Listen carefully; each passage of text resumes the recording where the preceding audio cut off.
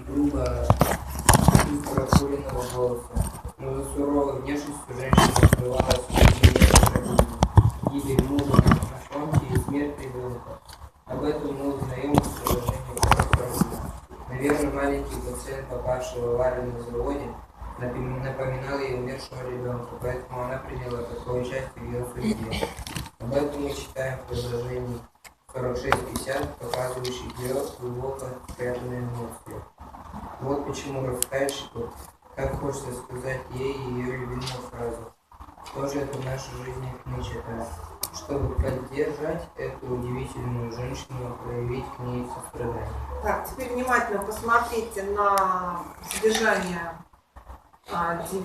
вариант номер 1, и потом на содержание номер 2. И скажите, кому какое кажется сочинение более удачным. Мне первое. Первое. Мне нравится второе. Второе нравится. Люба, ты скажи. Второе. Второе. Артем. Второе. Теперь давайте ответим на вопрос. Какой писать легче, первое или второе? Первое. Первое, да. Во-первых, потому что там меньше слов. Практически в 2 раза. Ну не в 2, а 1,5. Сколько там слов? 93.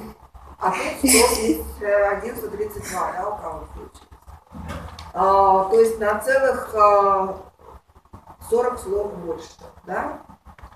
Потом там вот в первом варианте сочинение более четкой структуры. Без всякого... И все ясно. Да, все ясно.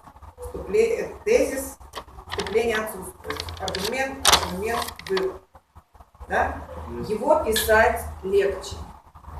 Ну, а второе сочинение для человека, который умеет и любит писать сочинение. То есть оно более развернуто, более такое пространное. Вот.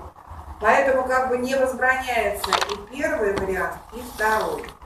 И последнее, что мы сегодня запишем, это коротко. За что начисляют баллы? Вот когда ваши работы будут проверять эксперт, написали, за что начисляют баллы.